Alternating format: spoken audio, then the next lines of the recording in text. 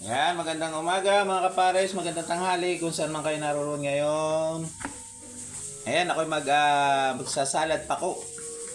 Ito pong pako ay huhugasan ko muna sa suka, pero po siya hinugasan ko na ng tubig. So, hugasan ko po siya sa suka, and then pagkahugas ko niyan, lamasin natin ang lamasin, pero hindi natin kailangan pigayin, lamasin lang natin ang lamasin. And then saka natin siya titimplahan mga kapares. Ito naman po ang aking lutuin ngayong araw na ito, at saka ang kinamatisang hiwas mga kapares. At ito, salad pako ang gagawin namin. Ayan mga kapares, at abang-abang lang mga kapares. At mamaya uli mga kapares, lulutuin ko na yung aking, ito'y halo-haloin ko na yung aking salad pako mga kapares. Lalagay ko na ang kamatis mga kapares. Ayan, ilalagay natin ang kamatis. Ayan, salad pako ang gagawin po natin mga kapares. Ito po, tinapon ko na po yung suka nya. Bali ito'y nilamas ko lang sa suka yung pako po, at titimplahan ko ng panay bago po mga kapares. Ayan, at mayroon na siyang kamatis. And then lalagyan ko na rin siya ng sibuyas mga kapares. Ayan. Siya po ay aking nilamas sa suka, pero hindi ko po siya piniga. And then tinapon ko lang po talaga yung sabaw ng suka, at tinimplahan ko po ng panibago. At ito na nga po yung kinalabasan mga kapares. And then lalagyan din natin siya ng asin. Ayan, at isama na natin ang paminta. Ayan, simple lang po yan. Pwede nyo gawin sa inyong mga bahay-bahay, at subukan. At baka sakali magustuhan nyo yung lasa. At ayan, may panibagong menu naman kayo natutunan sa akin mga kapares. Simple luto lang po ito.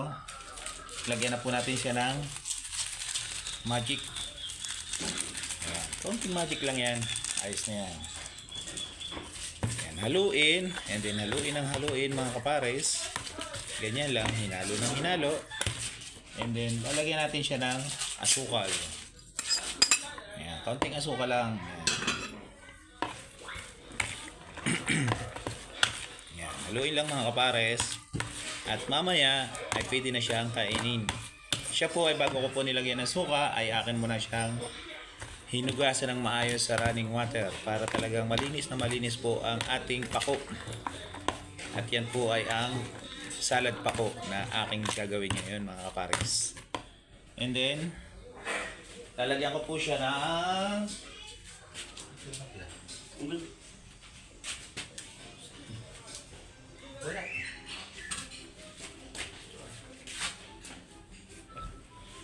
lalagyan ko na siya ng itlog na pula mga kapares. Ito.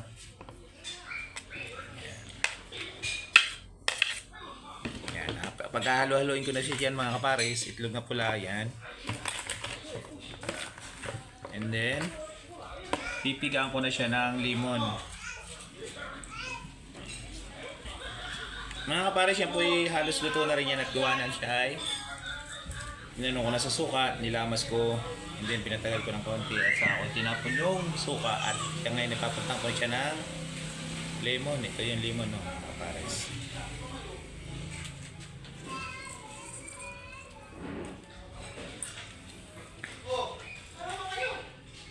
Yan ang aking salad pako.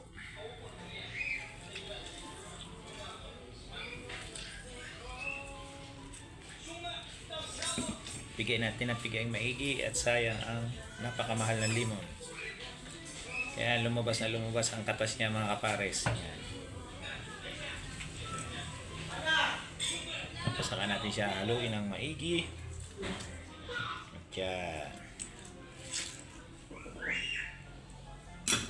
Yan, ngayon ay ating haluin. So titikman natin siyempre siya. Paano titingnan natin kung may lasa? Baka mamaya walang lasa yung aking niluto o yung aking ginawang salad. Yan, ay yan ang tinatawag kong salad pako. Ayan po.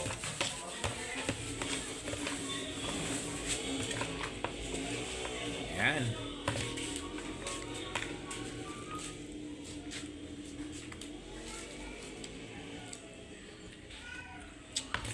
Sarap. Tapos, may alam mga kapares ha.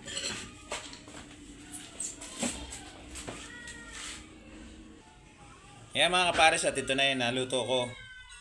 Ito na yung ginawa kong salad, pako. Ayan po, napakasarap po niyan. Simple-simple lang pwede nyo gawin sa inyong mga bahay-bahay. At sana pag-aralan nyo, subukan nyo. Pag nagustuhan nyo, yun, meron na kayong minong natutunan sa akin mga kapares. Yan po ay ang salad pako. Ang ginagawa ko po dyan, yan, nugasan ko maigi ang pako. And then pagkahugas, dry ng konti at bubuhusan ko siya ng suka. And then nilalamas ko siya sa suka. And then tatapon ko yung suka. Tapos ako siya pipigaan ng lemon. At ito na nga po yung kinalabasan. Mayroon po siyang itlog na pula. And then maraming sibuyas na puti. And then maraming kamatis. May paminta, may magic. And then kaunting asuka lamang po mga kapares. Ayan. Ito na nga po ang finished product. Ito po ang pako. Ayan. Ayan, abang-abang lang po mga kapares. Mamaya po uli. Kapares, at ako magluluto naman ng kinamatisang iwas. Unahin natin ang kamatis. Then lagyan na natin ang sibuyas mga kapares.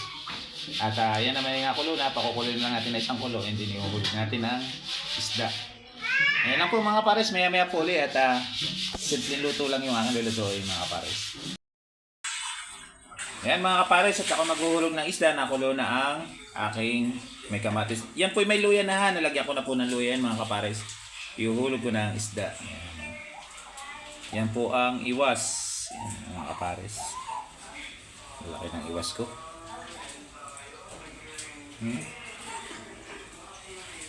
Ayan, masarap yan. Masarap po rin naman dito ang prito. Kaya lang hindi talaga ako mahilig sa mga prito-prito ng isda. Pinakang hilig ko talaga sa prito ay ang pritong bangus lamang. Yan. Masarap talaga sa prito yung bangus.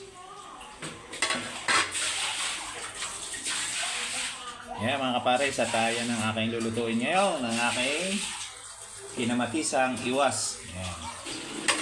At ganyan lang po yan. At then nalagyan ko na po siya ng paminta, asin, saka kaunting bitchin. Yun lang po mga kapares, mamaya po ulit. Ngayon mga kapares, at ilalagay ko na ang pichay. Yan. Puro gulay kami ngayong araw ng Martis. Yung insiladong pako. Yan. Hindi naman insiladong pako, yung salad na pako. Yan. Pang appetizer, kumbaga, yung ating salad na pako, mga kapares. Ayan, sa mga hindi nakakaalam kung paano pagluluto ng salad na pako, ganun lang po. Hugasan lang yun ng suka, and then itapon nyo yung pinagugasan, and then lagpigan nyo siya ng lemon o kaya kalamansi mga kapares. At sigurado ko uulit-ulitin ninyo pag natikman ninyo mga kapares. Ayan, lutong bukid, kumbaga kung tawagin yung mga ganun salad pako. Napakasarap po ng mga kapares. At ito naman ang aking niluto ngayon, ang kinamatisang hiwas. Ayan po mga kapares. Ito po ang ulam namin. Ayan. Ayan, maya-maya ulit mga kapares.